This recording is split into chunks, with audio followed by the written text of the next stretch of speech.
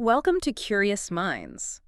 An island forged by invasion builds an empire on trade, steel, and terror, then, well, lives with the aftermath. We're embarking on a deep dive tonight, tracing the full arc of the British Empire, how it rose, from this fractured island state, Right. what mechanics allowed it to dominate the globe, Yep. why it ultimately unraveled, and crucially, what that legacy looks like for the world today. Yeah. We are synthesizing sources that span state building, complex economic engines, documented violence, and the long, slow decline. Our mission is to move you quickly but thoroughly through the centuries, connecting, the muddy beginnings of those island kingdoms right up to the modern-day debates about reparations, memory, and national identity. Exactly. So you get a clear, comprehensive understanding of that history. Okay, so where do we start? To really get the empire, you have to understand the state that built it first, right? Absolutely. We begin with the Anglo-Saxons. Yeah. They arrived following the collapse of Roman rule, often initially invited as mercenaries, like those hired by the legendary King Vortigern. And their settlement wasn't always peaceful, I gather. No, not at all.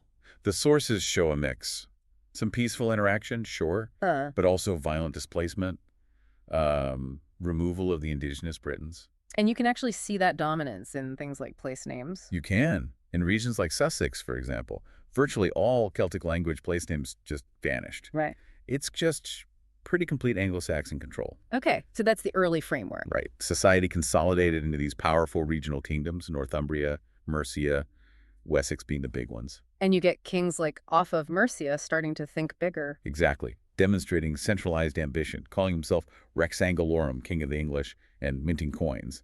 That signals a new level of royal authority. But it took an external threat to really kickstart the state machinery. It often does. The Vikings. They were that threat. Alfred the Great. He saved Wessex, but it came at a cost. He did. He had to agree to the Danelaw, basically ceding territory through the Treaty of Wedmore.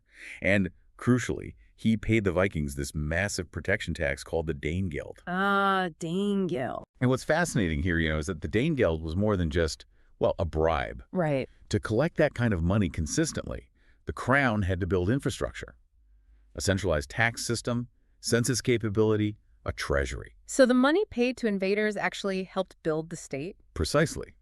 It became the institutional tool used to fund Alfred's standing army and his system of forts. That internal capacity was essential for later projecting power overseas. Okay, fast forward a few centuries, that centralization really hits a peak with the Tudors, doesn't it? Henry VIII. Yes, his 1533 statute in restraint of appeals declared that this realm of England is an empire, basically establishing legal sovereignty, no appeals to Rome. And that was followed very quickly by the Act of Supremacy in 1534. Which severed ties with the papacy, created the Church of England. This wasn't just about religion. No. It was a profound act of state centralization, consolidating both secular and spiritual power, and, critically, resources from the monasteries under the crown. So now you have this internally strong state capable of raising serious money, ready to look outwards. Exactly. And the transition to overseas power, it started with dominating the seas. Think voyages like John Cabot's back in 1497. But the crown didn't just send out fleets to conquer straight away. No, direct state conquest was often too expensive, too risky, especially early on.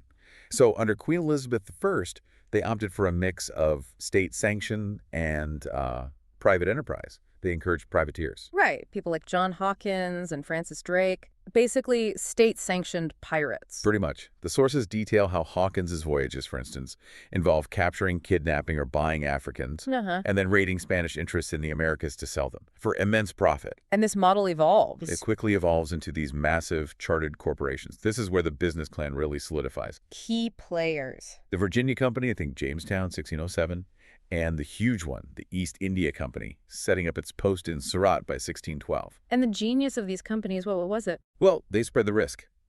Colonial ventures were risky. This moved the potential losses from the crown to private investors, while the state still maximized profit through taxes and tariffs. So was the crown trying to keep its hands clean, distance itself from the, the messier parts of conquest? Or was it just the most efficient way to make money? It was primarily about profit-driven efficiency, I'd say. But it definitely had the built-in benefit of plausible deniability. These corporations acted as the shock troops of empire. Okay. And the core economic engine driving all this early profit, what was it? The sources are really unequivocal here, the Atlantic slave trade. And the labor involved, particularly in places like the Caribbean. Brutal, especially sugarcane cultivation. The research shows that just to maintain the sugar plantations, because mortality rates were so high, the British enslaved and transported something like 200,000 Africans between 1710 and 1720, just in that decade. Wow. To the Americas. It shows this continuous, relentless demand for human bodies. And, you know, it's crucial to understand the economic depth of that system, isn't it? Even when Britain abolished slavery in 1833. Right. The Slavery Abolition Act compensated the owners, not the millions of people who had been enslaved. Let me just jump in with that quote.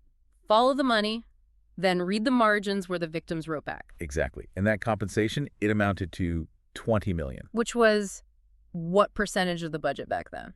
An astounding 40% of the national budget at the time. 40%. Just incredible. And to raise it.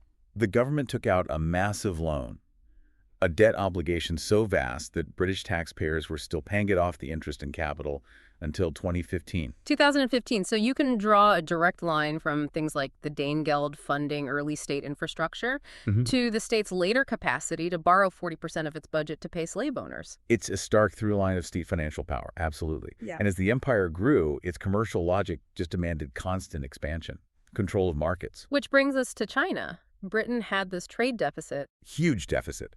Because the British loved Chinese tea, but the Chinese didn't want much British stuff except silver. So Britain's response, it was chemical. Opium. Opium. Grown in British India, sold to China. This led directly to the Opium Wars. Wars fought, basically, to force China to accept these opium imports. And the result? The Treaty of Nanking. Deeply unequal. It forced China to hand over Hong Kong and open up multiple ports for the legal sale of opium by British merchants. So using strategic addiction to enforce trade terms. And profit. Yeah. That's empire, using its muscle. Which leads me to my catchphrase moment. Right. Empire was not an accident. It was a business plan with bayonets. That sums it up pretty well. And logistics mattered just as much as the commerce side. The Suez Canal. The great shortcut of the 19th century. Opened in 1869. Its strategic value, cutting weeks off the journey to India, was instantly obvious. They called it the jugular vein of the empire. So Britain needed control, or at least influence. Definitely. To secure that, Britain bought the indebted Egyptian rulers' 44% shareholding in the canal, £4 million in 1875. And that leverage turned into? Joint Anglo-French financial control first, and then, eventually, outright British occupation of Egypt in 1882. All to protect that vital shipping route. Occupying a whole country for a canal. It shows the lengths they'd go to. Okay, here's where we really have to confront the darker side. The systematic violence used to maintain control across these huge distances. It wasn't just random cruelty. It was often a method of rule, frequently justified by, well, deeply held prejudices. Ireland is a painful place to start. The Great Famine, 1845 to 1852. Yes, and critics point out that British policies actively made the disaster worse. Despite the potato crop failing, the government continued exporting massive amounts of grain from Ireland during the shortages. And the relief efforts were minimal, ideological. Both. They dismantled effective relief like soup kitchens after only 6 months. Yeah. Why? Largely because of the prevailing laissez-faire economic thinking. Don't interfere with the market. And the record shows some officials actually saw the famine as, what? A corrective. Some did, unfortunately. A kind of harsh but maybe necessary corrective for perceived Irish indolence or overpopulation. It's chilling. And compare the relief spending. Stark. Only about £8 million spent on famine relief in Ireland. Much of it loans that had to be repaid. Compare that to the $20 million paid to slave owners just a decade earlier. And people were being evicted while starving. Mass evictions continued. 500,000 people driven from their homes. It's a horrifying picture. Let's move across the globe to India, 1919, the Amritsar massacre. A truly shocking event. Gurkha soldiers, under Brigadier Reginald Dyer's command, ordered to fire into a peaceful, trapped crowd. Firing till the ammunition basically ran out. Hundreds killed. And Dyer's reception back in Britain. Mixed, but disturbingly, he was lauded as a hero by significant segments of the British public. They even raised a large fund for him. And later, another famine in India, Bengal, 1943. The deadliest famine there after 1771, around 3 million deaths. And sources reveal a really devastating political calculus at play. What was that? During the crisis, Winston Churchill personally ordered the diversion of food supplies away from starving Indians towards already well-supplied British soldiers and stockpiles elsewhere. prioritizing war security concerns completely over civilian lives in Bengal. So, looking across these examples, Ireland, Amritsar, Bengal, is there a common thread, a method or justification? I think the common thread is the systematic devaluation of colonial lives compared to those in Britain. It's often justified by theories of racial or cultural inadequacy, coupled with this absolute prioritization of strategic goals and financial security for the empire. And that principle applied in Africa, too. Absolutely. Think of the Mau uprising in Kenya, 1951 to 1960. The sources call the detention system Britain's gulags. They do. Thousands of Kituyu held in camps. Torture, rape, horrific mistreatment were rampant. The Hola Massacre in 1959, 11 detainees clubbed to death just for refusing forced labor. It's brutal stuff. And as the empire started to crumble, efforts were made to hide this. Yes. As resistance movements grew like Mau, or during the Malayan Emergency, you see policies like mass resettlement of civilians, often framed as counterinsurgency, but causing immense suffering. And then there's the destruction of records. Okay, let's talk about that decline. It wasn't overnight, was it? More like a series of ruptures. Exactly. The American Revolution was the first big one. 1783 showed the limits of controlling territory across an ocean. Then 1857 in India. A major turning point. The Great Revolt ended the East India Company's rule completely, forced the British Crown to take direct control, set up the Council of India. But the real symbolic moment, the point of no return. For many, it's Suez. That's the moment the mask slips. The 20th century is just not buying the 19th anymore. The 1956 Suez Crisis. It confirmed Britain's decline as a top-tier global power. The U.S. basically forced them to withdraw from the Canal Zone. It was an undeniable signal that the global pecking order had changed. And decolonization, it wasn't a gift, was it? Oh, absolutely not. Decolonization was not a gift. It was won. Won through determined anti-colonial movements, accelerated, yes, by Britain's post-World War II debt and pressure from the U.S. and USSR, but fundamentally won by the colonized people. And the speed was incredible. Astonishing. Between 1945 and 1965, the population under British rule outside the UK plummeted from 700 million to just 5 million. Wow. And as the flags came down, there was this deliberate effort to clean up the files. Yes. Operation Legacy. We Yeah. now know about it. Colonial officials, particularly in places like Kenya where the violence was severe, systematically removed and destroyed sensitive files. Files detailing what? Torture, executions, illegal detentions, other abuses, anything that could shame the departing British state or, crucially, be used in future legal challenges. So when the paperwork is missing, listen to the survivors and to what files were destroyed. That's a very powerful way to put it. For many observers, the final, truly symbolic act was the handover of Hong Kong back to China in 1997, the end of an era. So let's pull back. What does this whole sweep of history mean for the world you live in today? The legacies are huge, obviously. Immense. On the one hand, you have the widespread English language spoken by 1.5 billion people, common law systems around the world, even global sports like cricket and football. But the flip side. The flip side includes deeply entrenched ethnic hierarchies in many former colonies, borders drawn on maps in London that still cause conflict today, and economic paths often stuck in reliance on cash crops, a legacy of colonial extraction. There's research on that, isn't there? Comparing areas of direct British rule versus the native states in India. Yes, some interesting studies suggest that those native states, while still under overall British influence, sometimes maintained better levels of public goods, schools, health centers during the colonial period itself, compared to directly ruled areas. It complicates the narrative. Which brings us to the myths. We really need to retire the idea of a purely benevolent empire, don't we? Absolutely. That recent YouGov poll you mentioned is telling 44% of Brits proud of colonialism, 43% thinking the empire was a good thing. But you have to weigh that against the overwhelming documented evidence of coercion, of systematic violence that we've just been discussing. Precisely. And the argument, we abolished slavery, well, yes, but. But the owners were paid, not the enslaved.